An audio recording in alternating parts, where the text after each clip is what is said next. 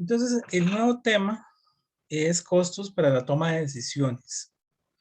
Ese tema, como van a ver, vamos a tomar elementos de temas anteriores, principalmente de costeo directo, donde también del primer curso de costos, donde hubo una clasificación de los costos en fijos y variables. Lo demás sí lo vamos a ver en este.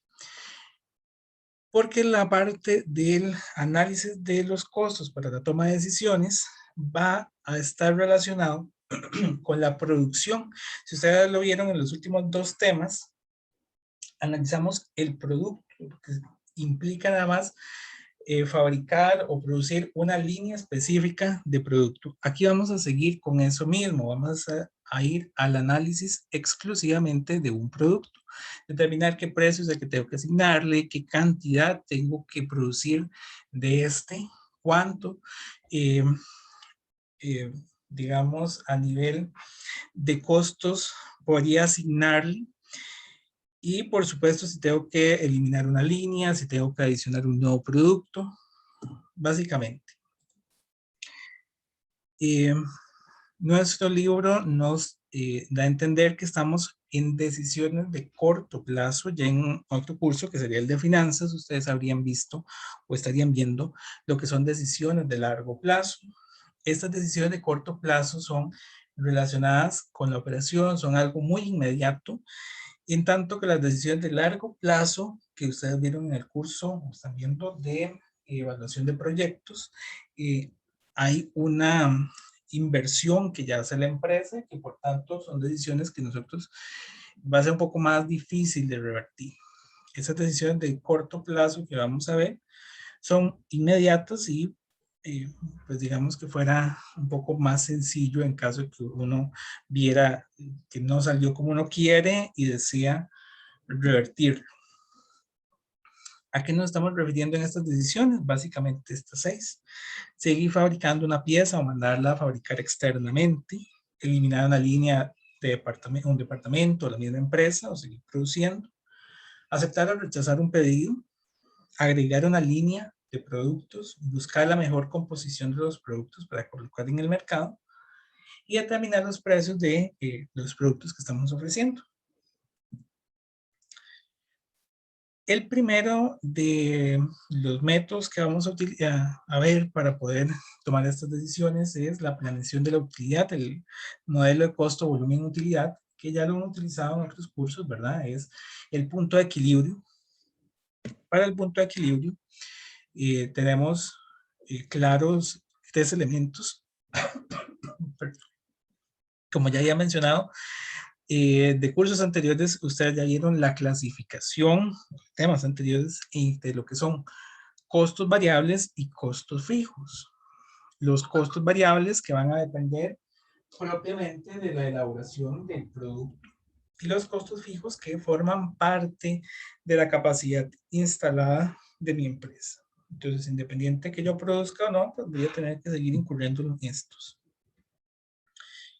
Y el precio del producto. Creo que esos 3 conceptos los manejamos. El punto de equilibrio, al tomar esos 3 elementos, va a ser la cantidad que tengo que producir como mínimo para no tener pérdidas. Es donde los gastos igualan a los ingresos y para esto vamos a utilizar la siguiente fórmula, donde tenemos los costos fijos en el numerador y en el denominador el margen de contribución, que es el precio unitario menos el costo variable unitario. Importante que si yo tuviera otros elementos, por ejemplo, que mi empresa desea una utilidad, yo se la voy a adicionar acá. Voy a tener en el numerador los costos fijos más la utilidad deseada. Entonces, todos aquellos rubros adicionales o montos que yo deseo obtener, se los voy sumando al numerador. También puede ser que esta utilidad sea antes de impuestos, en cuyo caso le voy a hacer una modificación a mi fórmula y lo voy a tener como los costos fijos más la utilidad. Bueno, aquí es que no puedo ponerlo, pero bueno, la utilidad dividido entre 1 menos el porcentaje de impuesto que corresponde. Que es la tercera variación que podríamos tener en cuanto al punto de equilibrio. Vamos a ver un ejemplo de cada uno de estos tres tipos. Bueno, estas tres variantes de la fórmula. El primero es un volumen de producción normal. Nada más, ocupo saber cuánto es lo que tengo que producir para no tener pérdida en mi operación. Entonces tengo una empresa cuyo precio de venta es de 10 y el costo variable por unidad es de 5. Consideramos ambos unitarios, el precio de venta y el costo variable. Y el costo fijo es de 500. Si yo 500 lo divido entre el precio de venta menos el costo variable, me da 100. 100 va a ser la cantidad mínima de unidades que yo tengo que producir. De hecho, si hiciera la comprobación, vamos a hacerla por acá, yo tendría como una utilidad 100 unidades por 10. Tendríamos el costo variable, que van a ser las 10 unidades por 5, y el costo fijo, que van a ser los 500.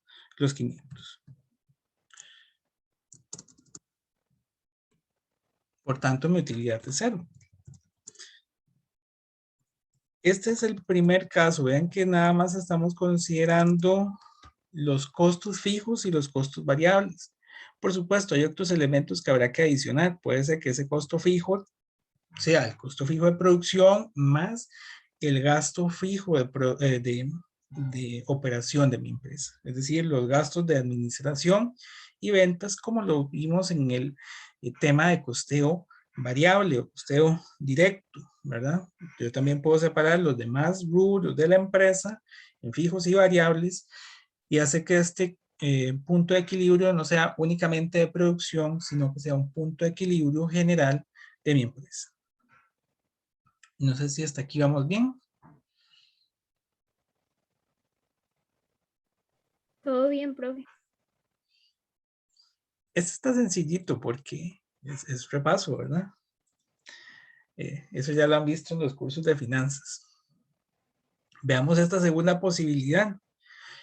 Ya ahora no solo tengo los costos fijos, consideramos la misma empresa. Y ahora no solo tengo los costos fijos de 500, sino que yo deseo una utilidad de 3.500.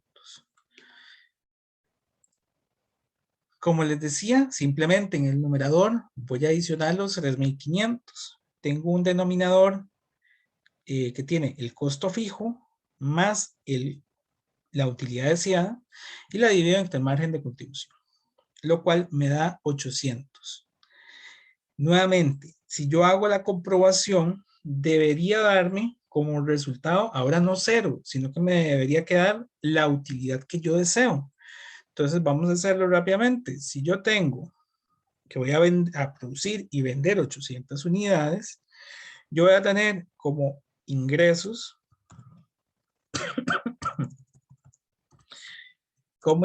las 800 unidades, cada una a un precio de 10. Vamos a tener su costo variable, que van a ser igual a las 800 por 5, de 4,000. Vamos a tener el costo fijo,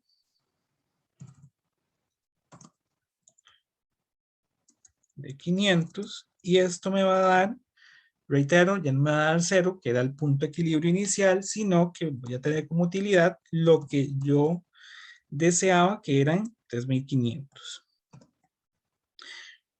La última variante es porque esto no es real, ¿verdad?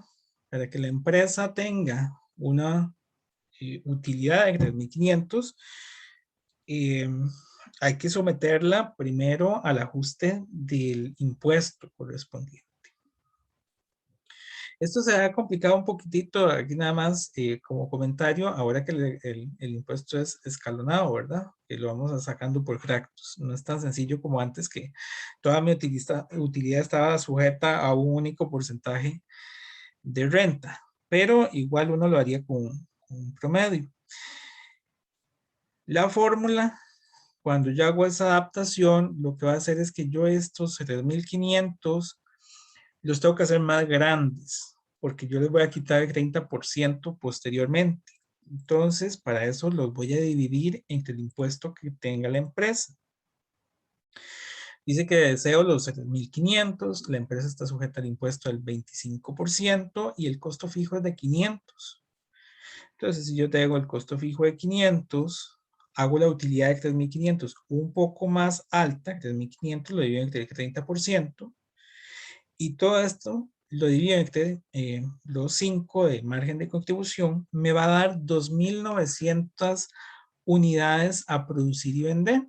Y también lo podríamos probar, debería darnos una utilidad de 3.500. Para lo que son los ingresos, voy a tener las 2.900 unidades, cada una 10.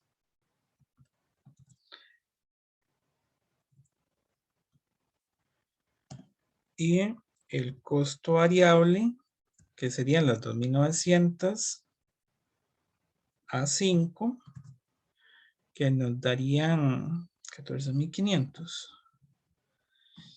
El costo fijo de 500. Esto nos daría una utilidad antes de impuestos.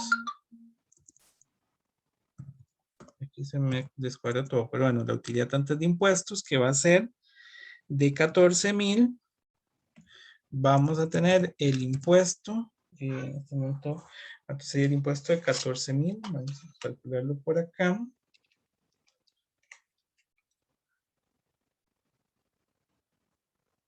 No es de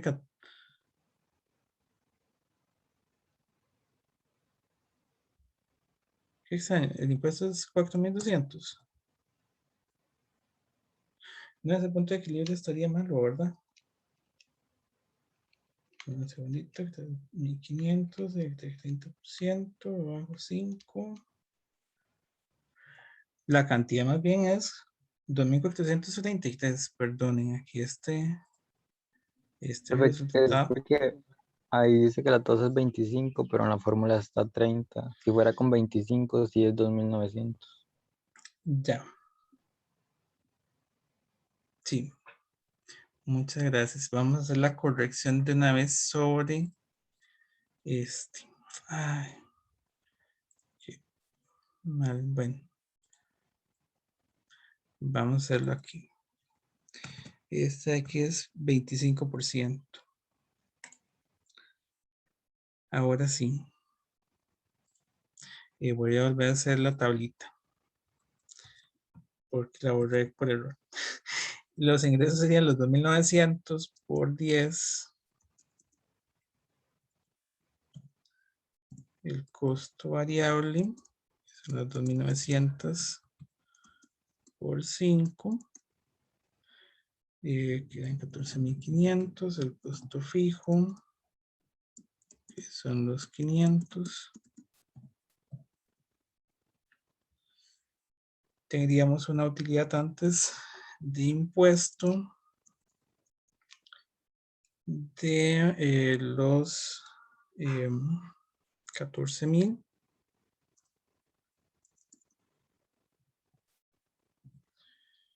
Y finalmente, aquí tendríamos el impuesto, que sería el 25% de 14.000.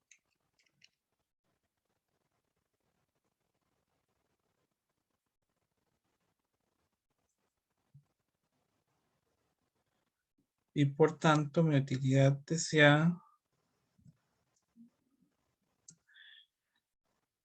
qué extraño, pero igual, No, me profe, debería haber quedado 7.500.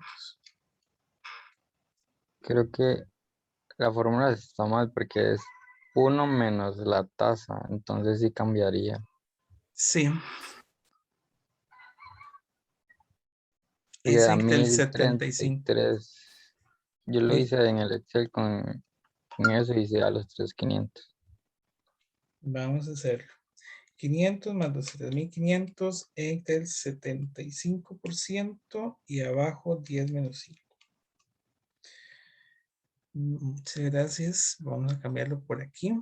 Van a ser los 1033. Bueno, ahí no podemos dejarlo redondeado en el Excel. Y por ahí te quedó 1033, ¿verdad?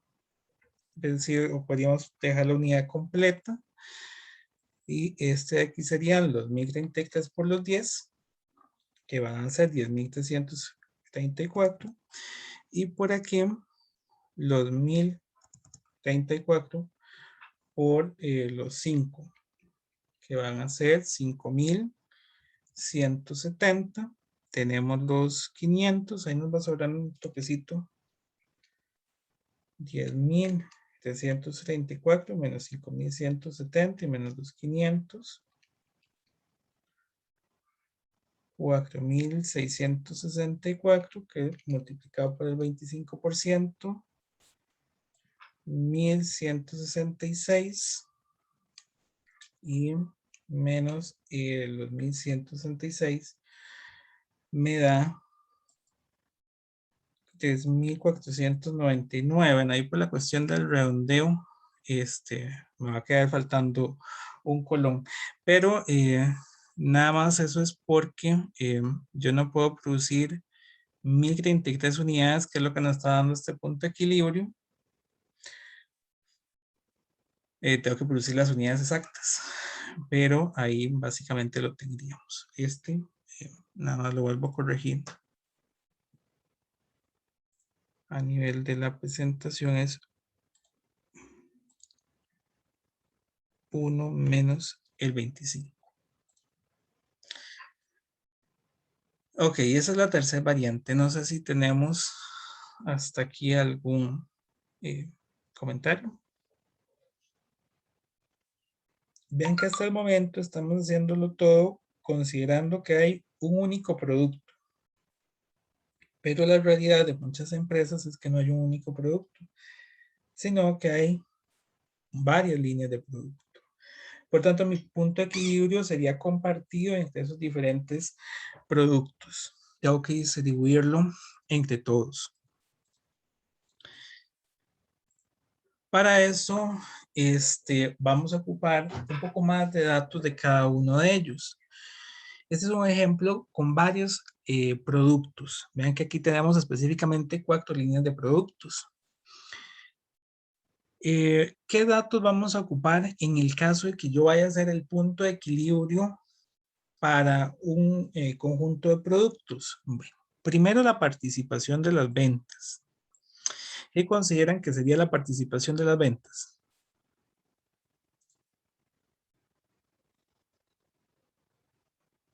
Como, ¿qué producto se vende más? Lo que representa la venta, o sea, lo que representa la venta de ese producto en los ingresos, profe. Exacto. Entonces, consideremos que esta empresa tal vez tenga, no sé, 1.000.000 de colones en ventas.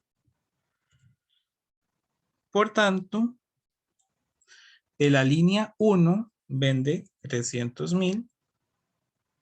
De la línea 2 vende 400.000. De la de la línea 3, perdón, 200.000. Y de la última, 100.000. Entonces, ¿qué sería la participación de las ventas? No es otra cosa que tomar las ventas de esa línea y dividirlas entre el total de ventas que tiene mi empresa. Entonces, la línea A tiene el 30% de mis ventas. La línea B, el 40%. La C, el 20%. Y la D, el 10%. Es lo mismo que hicimos cuando vimos el tema de costos de distribución, que hay que calcular cuánto representa una parte del total. Entonces aquí es lo mismo. Lo único es que estamos haciéndolo con las ventas. Entonces voy a ocupar conocer esa participación que tiene cada uno de mis productos del total de las ventas.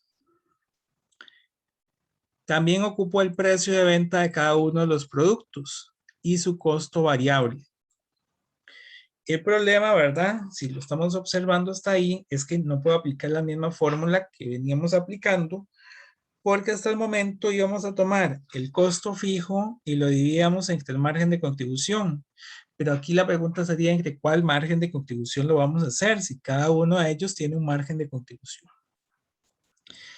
Entonces, cuando yo tengo varias líneas de productos, para poder determinar el costo, el punto de equilibrio, vamos a hacer como primer paso determinar el margen de contribución ponderado.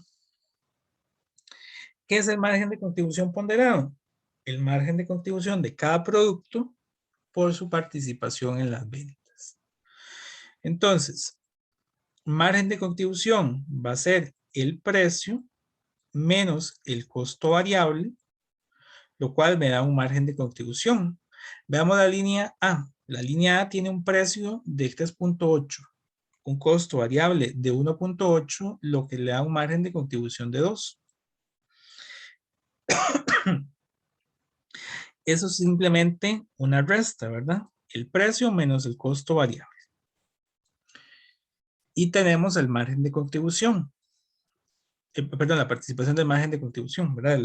El porcentaje de las ventas. Les decía que ocupamos un margen de contribución ponderado. El margen de contribución ponderado va a tomar la participación que tiene cada línea y multiplicarla por el margen de contribución. Entonces, en la línea A, ¿qué va a hacer? Sería la participación del 30% por su margen de contribución de 2 colones o dólares, ¿verdad? La unidad monetaria que estuviéramos utilizando. Y eso nos va a dar el margen de contribución ponderado de cada uno de los diferentes productos. ¿Qué es lo que estamos haciendo? Si yo estoy considerando que esto suma 100%, estoy considerando que cada uno de estos es el margen de contribución que van a tener en la fórmula al final, ¿verdad? Ellos me van a sumar un 100%. Vamos a tener igual un margen de contribución, pero es un margen de contribución para los 4 productos a la vez. Considerando el actual modelo de ventas, ¿verdad? Que la línea A tiene el 30%, la B el 40%, la C el 20% y la D el 10%. Este punto de equilibrio no podemos calcularlo sino hasta que yo ya tenga algún histórico de las ventas. No sé si hay dudas hasta aquí con el margen de contribución ponderado.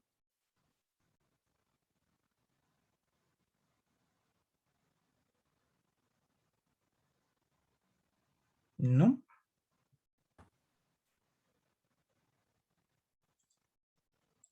El margen de contribución ponderado ya me va a permitir aplicar la fórmula normal. Habíamos visto que los costos fijos eran 1.400.000, ¿verdad? Que estaba en la diapositiva anterior. Y ya sabemos que el margen de contribución de mi empresa sería 0.6 para la A, 0.4 para el B, 0.3 para el C y 0.1 para el D.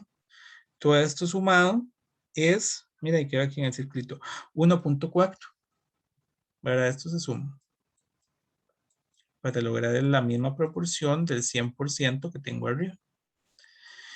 Entonces simplemente voy a tomar el costo fijo y lo voy a dividir entre 1.4, lo cual me va a dar el punto de equilibrio global de mi empresa. 140.000 de costo fijo entre 1.4 de margen de contribución ponderado me da que yo voy a producir 100.000 unidades. Y eso es lo que yo tengo que producir. ¿Y cómo sé cuánto tengo que producir de cada línea? Bueno, cada línea tenía una participación de su margen de contribución. La A es el 30%. Por tanto, de los 100.000, yo tendría que hacer del producto A el 30%. Son 30,000 unidades del producto A. El producto B, su margen de contribución es del 40. Yo tengo que hacer el 40% de las 100,000 unidades de mi punto de equilibrio en el producto B. En el producto C es el 20%. Un punto de equilibrio son 100,000. Tengo que producir 20,000. Y el D, el restante 10%. Simplemente multiplicar el punto de equilibrio por la participación del margen de contribución.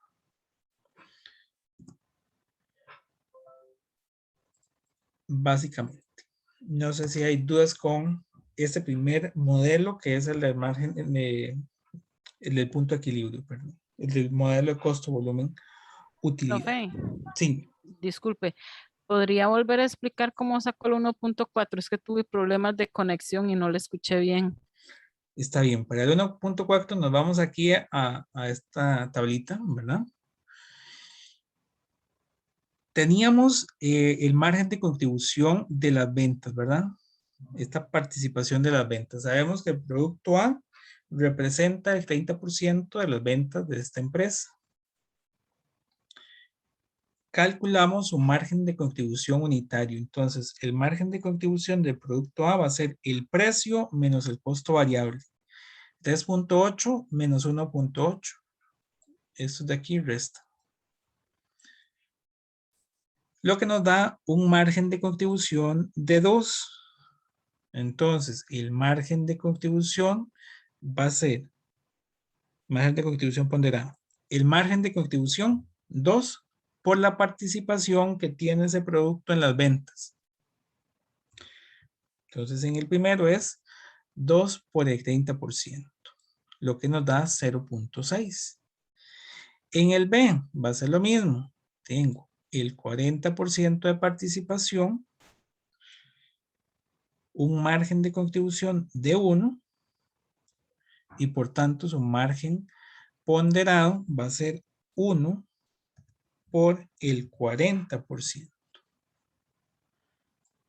que nos da 0.4. El tercero es lo mismo, 1.5 por el 20. Y el último, 1 por el 10.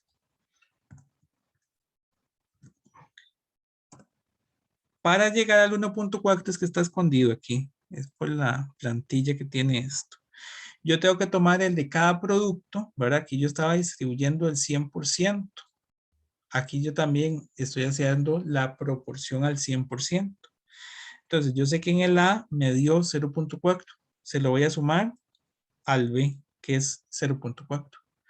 Esos dos se los voy a sumar al C, que es 0.3. Y todo eso se lo voy a sumar al D, que es 0.1. Al final la sumatoria de todos ellos es 1.4. Y no sé si por ahí era en la consulta de la compañera Rosa. Sí, profe, muchas gracias. Con gusto. No sé si hay alguien más.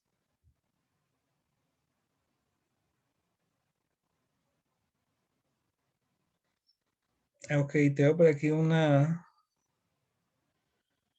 mensajito. Bueno, esto está por WhatsApp, pero entiendo que hay algunos que están teniendo un problema por las lluvias con el internet.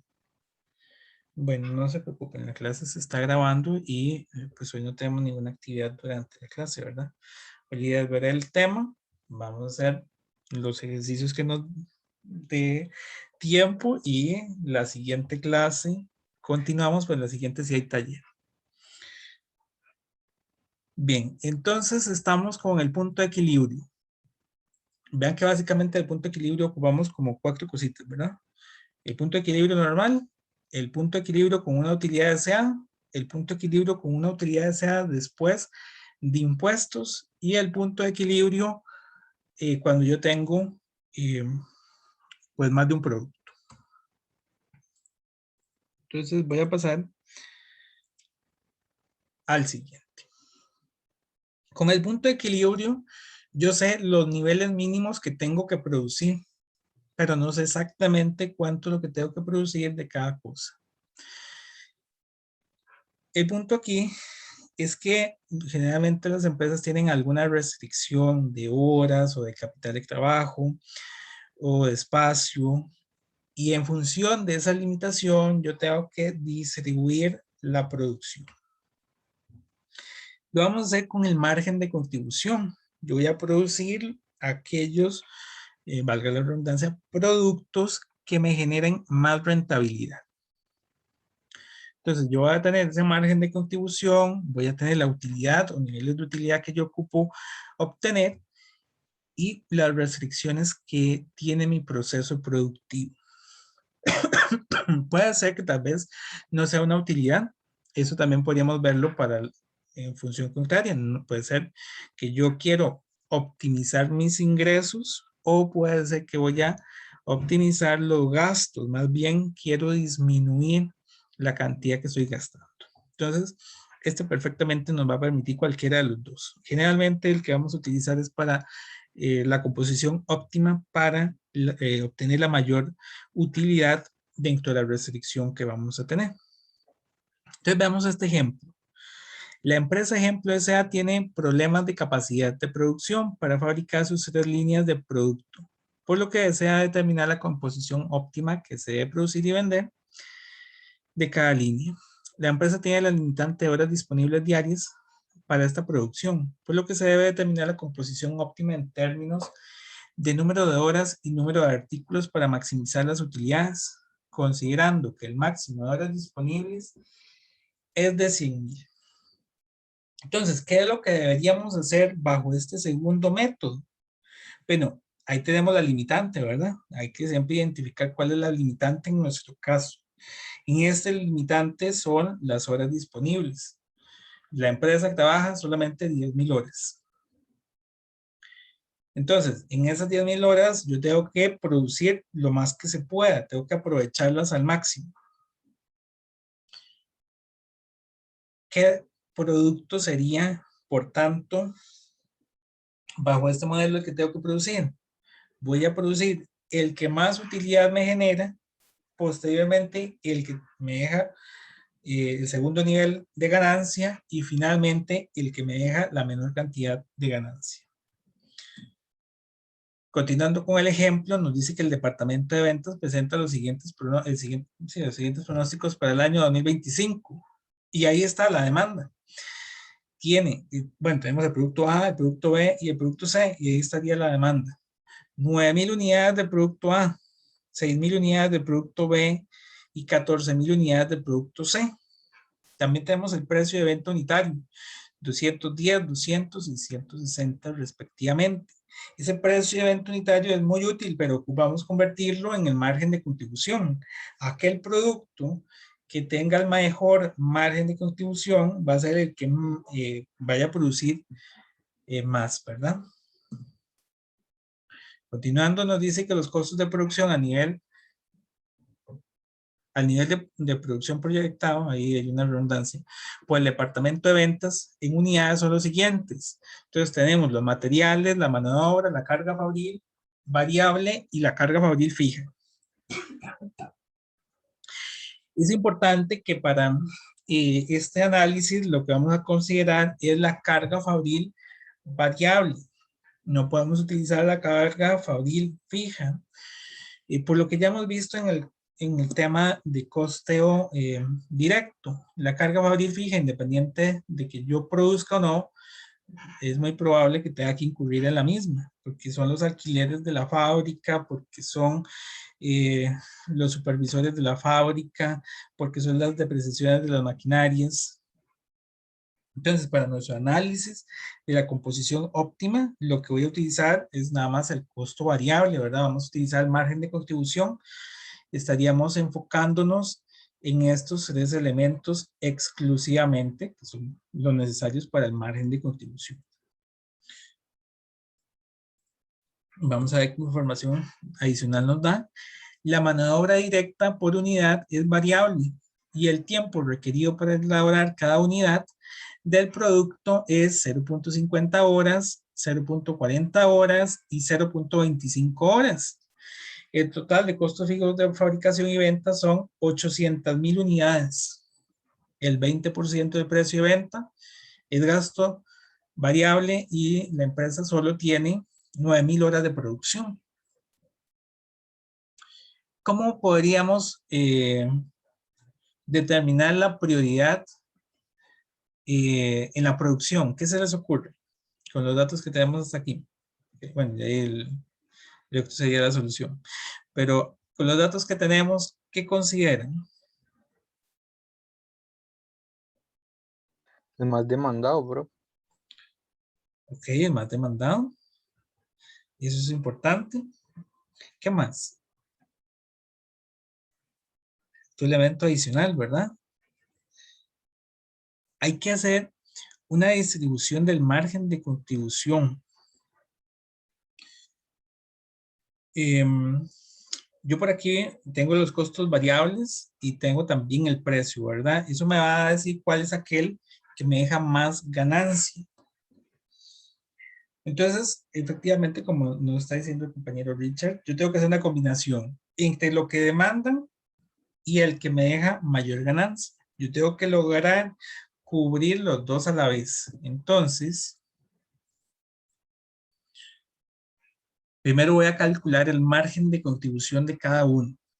Si lo vemos, bueno, ya que está ordenadito, ¿verdad? Tengo el precio menos los costos variables de materiales, mano de obra, carga fabril y gastos de ventas variables. Es un margen de contribución total, por tanto. El producto A es el que tiene el mayor margen de contribución, es decir, el que me deja más ganancia. El B es el segundo en dejarme más ganancia. Y el último, el C, es el que me deja menos ganancia. Ahora tengo que hacerle un ajuste a esa ganancia, porque si yo lo hubiera así, entonces yo diría, bueno, lo único que voy a producir es el A. Pero si nos devolvemos a los tiempos, el A también es el que demanda más tiempo. El B es el que demanda, el segundo en demandar más tiempo, y el C es el que demanda menos tiempo. Recordemos que al final solo tengo 9,000 horas para producir. Entonces tengo que aprovechar el tiempo al máximo para poder generar la mayor cantidad de unidades y optimizar la utilidad. Entonces ya sé cuál es el que me deja más ganancia. Es el A. Vamos a hacerle un ajuste. Si yo tomo ese margen de contribución y lo divido entre el tiempo requerido, sé cuánto es la ganancia por hora. Yo sé que la ganancia por hora de A es de 136, de B 125 y C 192. Y ahora puedo priorizar. Yo sé que el que me deja más ganancia por unidad de tiempo es C. El segundo es B, perdón, A, y el tercero es B. Vean que aquí cambió un poco. Si yo lo hubiera hecho con el margen de contribución, primero produzco A. Ahora ya vemos que no voy a producir primero A, voy a producir más bien C. Es por ese ajuste. Lo que estoy haciendo aquí es el margen de contribución dividido entre el tiempo requerido. Podría ser que la limitante no sea el tiempo, sino el capital de trabajo. Es lo mismo. Es el margen de contribución dividido entre la restricción que yo tenga. Aquí mi restricción es el tiempo. Entonces, por eso lo estamos haciendo por unidad de tiempo. Pero puede ser el margen de contribución por capital de trabajo o el margen de contribución por espacio, ¿verdad? Puede ser alguna otra restricción. Y el otro elemento es la demanda. Yo sé que A se demanda 9,000 unidades, B 6,000 unidades y C 14,000 unidades. Entonces voy a hacer la combinación entre lo que demandan y lo que yo gano. En el que gano más es en C. Gano 192. Voy a producir todo lo posible de C hasta llegar al volumen de demanda posible, que en este caso sería 14,000 horas. 14,000 productos. Entonces, yo comienzo a producir, produzco los 14,000 equivalen a 3,500 horas. ¿Cómo serían las 3,500 horas? 14,000 por 0,25. 14.000 unidades que voy a producir por 0.25 horas. Eso me da las 3.500.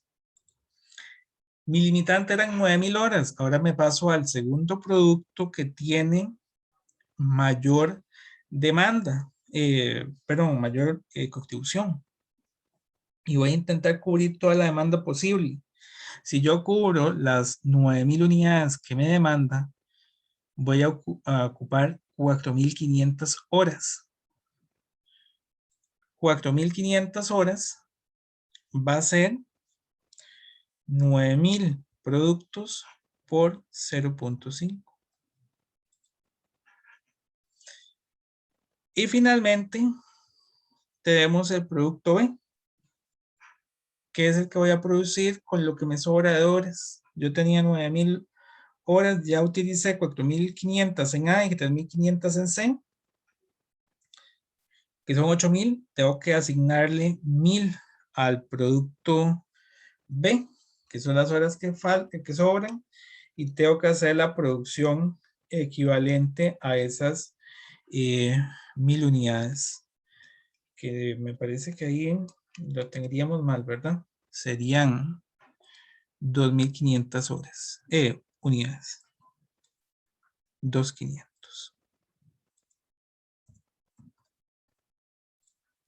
Profe, ¿cómo saldrían esos 2.500? Esos 2.500 serían las 1.000 unidades.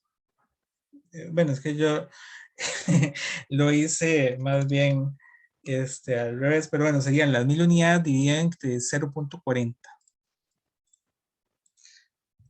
1.000 entre 0.40.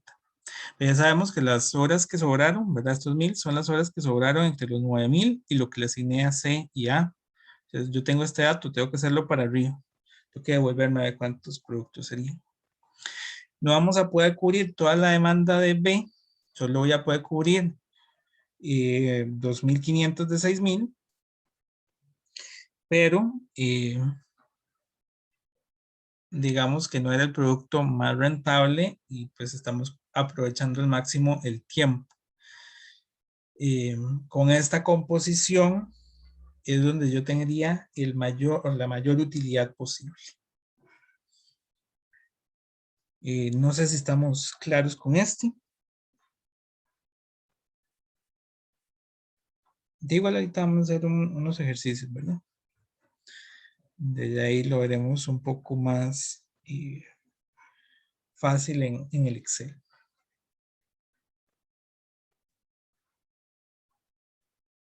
No tenemos consulta. No, profe. De mi parte no, profe. Está bien. Parece que vamos bien entonces. Y nada más vamos a corregir aquí de una vez que son 2.500.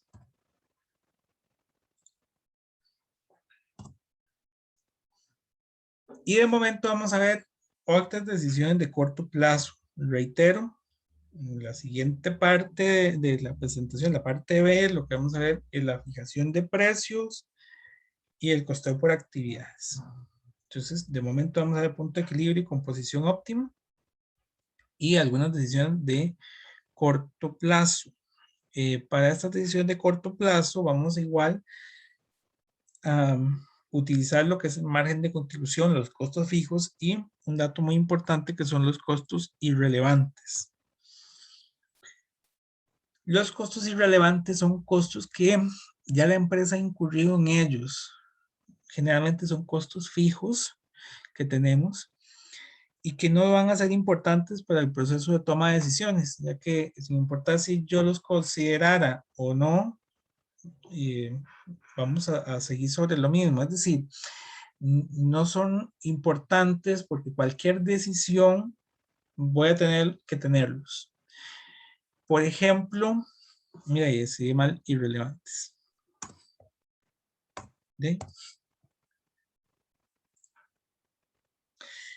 Si yo ya tengo una fábrica alquilada o construida que tiene una capacidad para 100,000 unidades y yo solo estoy produciendo 50,000 unidades, es irrelevante ese costo de la fábrica, porque independiente de que yo fabrique las 50,000 o por ejemplo las vaya a comprar, ya es mi fábrica, ya incurrí en ella, ya tengo ese volumen de capacidad instalada.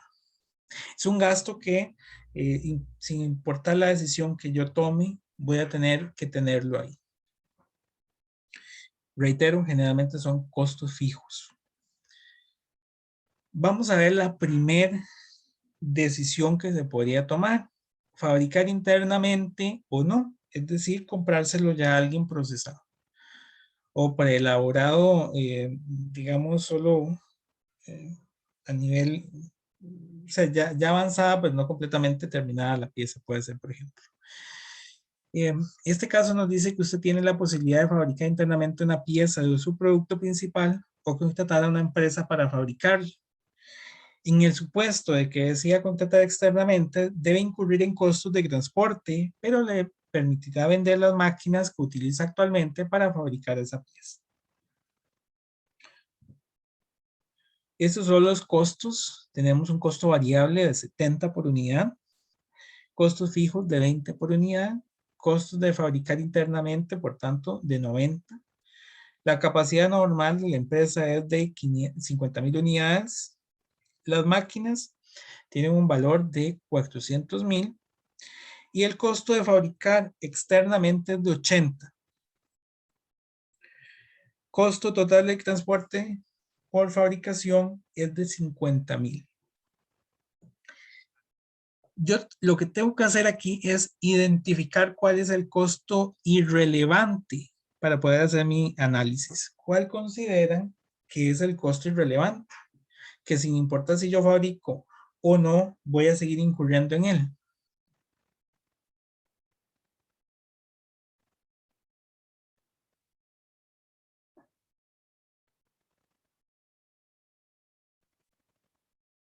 Los fijos, profe. Los fijos, profe. Muy bien, ambos. El costo fijo. Aquí en este ejercicio no nos dice qué será, pero ese costo fijo va a ser irrelevante, no lo voy a tomar en cuenta. Yo tengo que tomar en cuenta, vamos a quitar, voy a tacharlo de momento, ¿verdad? Yo voy a tomar en cuenta el costo variable, que va a depender propiamente de la cantidad de unidades que estoy fabricando y compararla con el costo de comprársela a alguien más. Ya con solo eso yo sabría si es rentable o no. De hecho, si lo vemos así claramente, no es rentable, ¿verdad? Porque el costo variable de fabricación es de 70 versus de comprárselo a alguien en 80. Puede ser que esos costos fijos fueran salarios que tal vez desaparezcan. Bueno, aquí es que no están dando tanta información. Vamos a ver si más adelante hay algún otro dato. No hay más información. Entonces, básicamente vamos a tener que comparar el costo de fabricar, que son 70 de costo variable por las 50,000 unidades. Eso nos da 3,500,000. Esto es el costo de producir internamente. 50,000 por 70. Versus de comprárselo a alguien, que son 50,000 por 80. Pero además tengo que trasladar la mercadería de las bodegas de ese fabricante a mi fábrica. Tengo que adicionar ese costo. Y bueno, por ahí lo pusimos, pero realmente ese solo se va a generar una vez. En la primera oportunidad que se haga esta estrategia, yo podría recuperar la inversión, porque nos decía que puedo vender la maquinaria. Pero ese solo es el primer mes, digamos, de operación que voy a poder vender la maquinaria. Y vean que es más rentable, por tanto, fabricar que comprarlo por 165,000 unidades monetarias. Eso es porque, reitero, estamos separando ese costo fijo que es irrelevante porque en cualquiera de los dos casos voy a tener que incurrir en él. Reitero que ese costo fijo puede hacer muchas cosas. Servicios públicos, alquileres, depreciaciones, personal, algún costo que propiamente esté relacionado con la operación de la empresa. ¿Dudas con esto? Ven que el análisis que vamos a hacer son análisis sencillos, no va a ser como lo que vieron ya en el curso de operaciones, algunos de ustedes, va a ser algo más sencillo. Entonces, ¿tenemos dudas con este?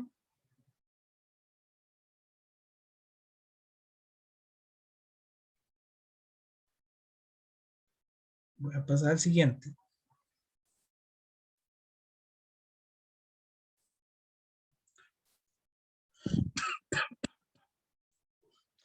Una empresa considera eliminar el producto alfa porque los estados financieros muestran que vende con pérdidas.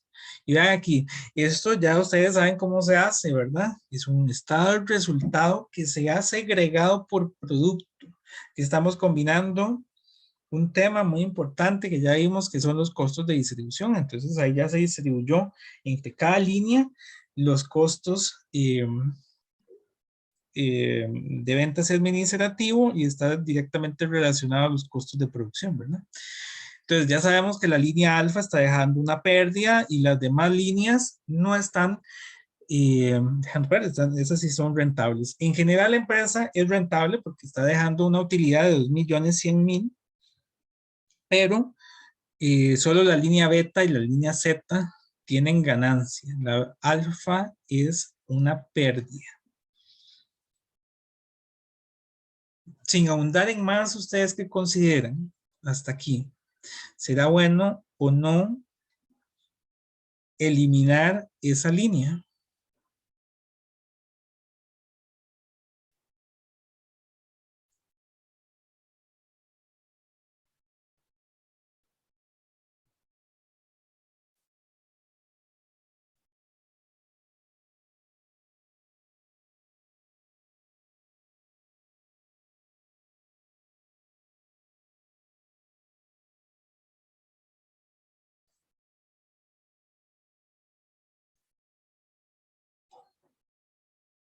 Ninguno.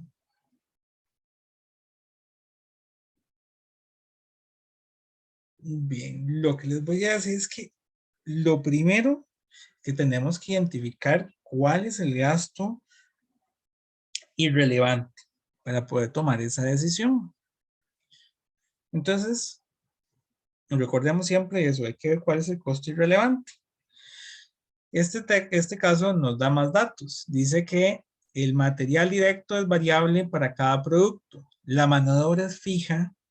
Los gastos indirectos de fabricación son 3.400.000 que se dividen en 1.050.000 fijos, 2.750.000 variables. Estos últimos corresponden al 50% de los materiales directos. Los gastos de ventas administrativos son 6.900.000, de los cuales 2.800.000 son fijos, 4.100.000 variables. Los costos y gastos fijos no cambian si se elimina el producto alfa, ya que depende de la capacidad instalada. Entonces, ojo, ahí está el gasto irrelevante. Tenemos que depurar ese estado financiero que nos están dando, eliminando el gasto y costo fijo que es irrelevante. Por tanto, tendríamos que aplicar un costeo directo. Ustedes ya también son expertos en ese tema. Si hacemos eso, el estado va a cambiar. Veanlo aquí ya donde lo tenemos. Ya el estado con la separación. Toda la primera parte sería el costo variable hasta el margen de contribución. Ven, aquí ya lo dice mal. Hasta el margen de contribución, hasta aquí. Después tengo el costo y gasto fijo. Y pues vamos a tener la misma utilidad, ¿verdad? Y nada más es que lo estamos distribuyendo de otra manera. Si lo vemos de esa manera, ahora que ya está distribuido en gastos y costos fijos y variables, y sabemos que los costos y gastos fijos son el elemento irrelevante que podrían considerar en este. ¿Será bueno o será malo eliminar la línea alfa?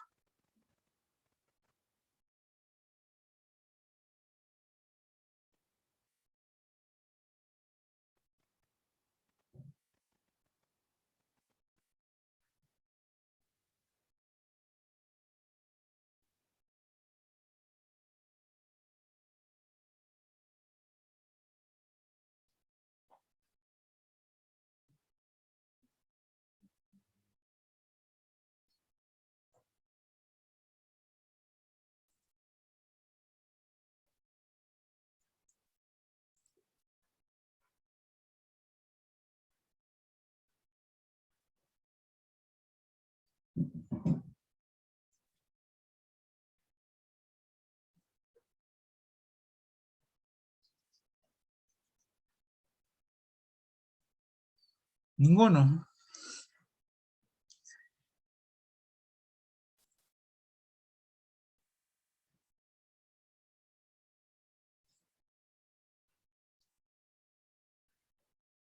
Bien, en estos, cuando hay que tomar la decisión sobre eliminar un elemento, hay que considerar que la parte irrelevante, ¿verdad? En este caso es 1.600.000, estaba siendo cubierto de forma parcial por la línea alfa, en este caso, ¿verdad? La línea alfa aportaba un margen de contribución sobre 1.600.000 de costos fijos. ¿Qué es lo que pasa si desaparece la línea alfa? Ese 1.600.000 habrá que pasárselo a la línea beta y a la línea Z. Por tanto, lo que tendríamos que analizar es si la utilidad de la línea beta y de la línea Z cubre o no ese 1.600.000. No sabemos cómo se distribuyen entre las tres líneas, ¿verdad? Y tal vez el caso si no nos lo da. Pero a grandes rasgos sí podría ser posible eliminar la línea alfa, porque la utilidad de beta y Z es de 2.700.000. 2.700.000 va a poder cubrir perfectamente el 1.600.000 de costos fijos de la línea alfa. Y pasaríamos a tener una utilidad de 1.100.000. Sin embargo, el punto es, ahora yo tendría una utilidad de 1.100.000 versus una utilidad actual de 2.100.000. Disminuye en 1.000.000 porque era el margen de contribución que estaba dando la línea alfa.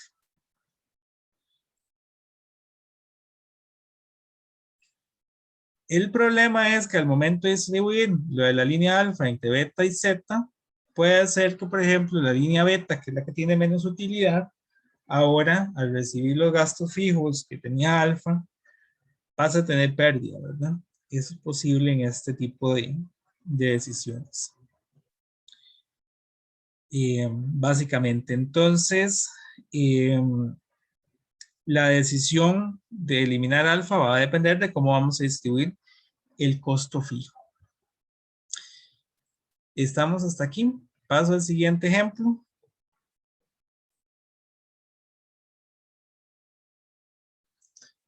Aceptar. Profe, Sí, adelante. profe, disculpe. Profe, digamos, entonces en lo anterior, si yo elimino alfa, pero alguna, bueno, al momento de distribuir beta o zeta me queda con pérdida, entonces lo mejor es no eliminar alfa. Profe, es que no Correcto. me queda Sí, claro sí, eso. exactamente. Porque digamos, supongamos lo siguiente. Alfa tiene 1.600.000 de costo fijo, ¿verdad? No sabemos cómo lo va a distribuir ahora entre beta y zeta, pero ese 1.800.000 lo va a tener que asumir una parte beta y la otra parte zeta. Muy posiblemente zeta es la que tenga la mayor cantidad de ese costo fijo, pero, por ejemplo, si yo lo distribuyera 50-50, es decir, aquí 800.000 y en el de la parte 800.000, ya aquí ya no pude. Betas quedaría con una pérdida, no me habría servido realmente, porque ahora la segunda línea dejó de ser rentable también. Para que este modelo de eliminar alfa fuera, digamos, óptimo, tendría que distribuirle a beta menos de los 500.000 que ya él tiene de utilidad. Digamos que si fuera 400.000 aquí y el 1.200.000 aquí, ambas seguirían teniendo utilidad, ya no tendríamos la línea que tiene pérdida y por tanto ahí sí habría valido la pena eliminar la línea alfa, básicamente. No sé Ah, si... ok, sí. Ahora sí me queda claro. Muchas gracias, profe. Con gusto. Sí, este es un poco más abstracto porque no tenemos el panorama de qué va a pasar con ese 1.600.000, de cómo lo va a tomar beta y cómo lo va a tomar zeta. Pues estamos claros que alfa cubre 1.000.000 de ese 1.600.000. Ahí puede ser un problema de distribución también, porque si lo analizamos, bueno, y eso va a ser otro método que vamos a ver la próxima semana, que es el costeo por actividades. Pero es muy extraño, si uno analizara este estado, lo siguiente. Vamos a buscar el lapicito. Alfa tiene 2 millones y beta tiene 3 millones. Es un poco extraño considerar que alfa tiene más gasto fijo que beta, ¿verdad? Uno hubiese considerado que alfa posiblemente tiene más gastos fijos que beta. Y todo va a depender del modelo en que se distribuyen los costos fijos, que es la otra metodología que vamos a ver, reitero, la próxima semana. Ahí puede ser que tal vez la decisión no sea eliminar la línea, sino buscar una forma de distribución del costo fijo más adecuada. Y ahí ya veríamos que tal vez no es alfa el que está generando pérdidas, sino que tal vez es beta. Paso al siguiente, creo que este es el último ejemplo. Aceptar o rechazar un pedido. Esta es otra posibilidad. De hecho, que este se combinaría muy bien con el del punto de equilibrio. Una vez que yo ya cubro el punto de equilibrio, toda unidad que yo produzca genera utilidad. Entonces, para este análisis yo tendría que ver qué tanto he cubierto de mis gastos fijos. Una vez que ya los costos fijos están cubiertos, todo ese volumen de producción sería pura utilidad. Dice, una empresa produce y vende al año 50.000 unidades, pero la planta tiene una capacidad de 100.000. Hay una producción o una capacidad ociosa que tiene la fábrica. Dice que ha recibido una oferta especial de compra de 30.000 unidades a un precio de 120 colones cada una. Sin embargo, el precio de venta de cada unidad es de 180. Es un pedido que nos están haciendo entonces con un precio por debajo. Alguien nos está ofreciendo comprarnos 30.000 unidades y se las dejamos en 120, perdón. Hay que ver si esos 120 cubren mis gastos de producción. Vamos a ver, dice que el costo de materiales variables es de 50. La mano de obra variable es de 20 y los gastos indirectos es de 90 por unidad, que incluyen 600.000 fijos. Ojo, incluyen 600.000 fijos. Los gastos de venta y administrativos son 200.000 fijos y variables a razón de 10 por unidad vendida. Entonces, nuevamente, tengo que identificar cuánto es o cuáles son los costos irrelevantes para este proceso de toma de decisiones. Si nosotros fuéramos al punto de equilibrio, una vez que yo ya cubro el costo fijo, a partir de ahí, todo es pura utilidad. ¿Verdad? Que ese sería el análisis que pudiéramos hacer aquí. Pero también podríamos decir que hay que depurar el gasto indirecto. El gasto indirecto tiene estos 90, pero 600.000 son fijos. Yo tengo que convertir esos 600.000 en pues un costo por unidad. ¿Cómo se ha convertido en costo por unidad? De acuerdo a las unidades que se están produciendo. Son 600.000 dividido entre 50.000 unidades.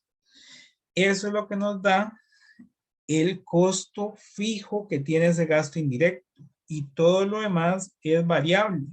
Entonces, yo sé que en esa conversión son 12 de gasto fijo.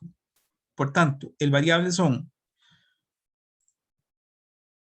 50 de materiales, 20 de mano de obra, 10 del gasto de venta y 90 menos estos 12. 78 son gastos indirectos variables. Ya con eso puedo determinar el margen de contribución y hacer todo mi análisis. Vamos a verlo.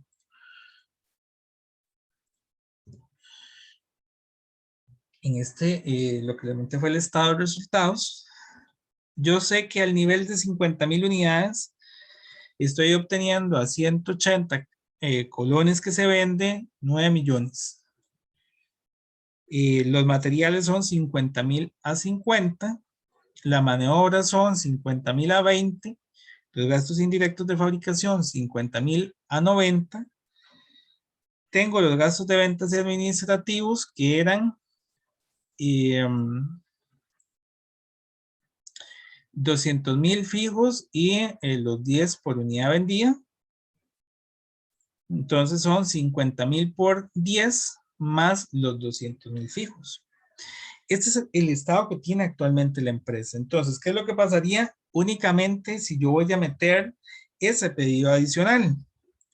Bueno, voy a tener un costo, un ingreso incremental de 30,000 unidades, cada una 120. Aquí lo tengo. Los materiales van a ser 50 por unidad, 30,000 por 50. La mano de obra son 30,000 a 20. Los gastos indirectos, solo los 78 que son los variables, porque los fijos ya los cubrimos. Son irrelevantes.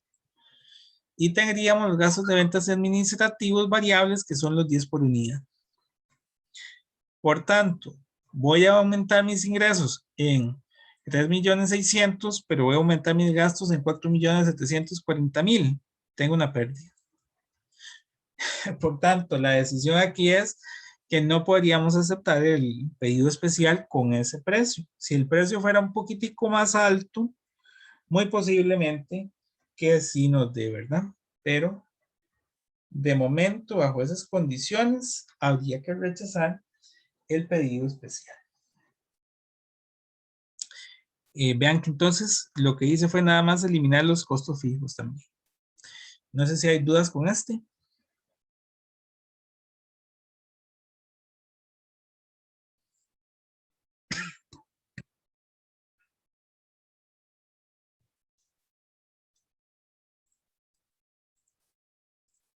No, profe, puede continuar. Ahí termina. Ahí termina la presentación. Entonces, más bien vamos a proceder. Voy a por aquí conectar la computadora que se está descargando con los ejercicios del libro.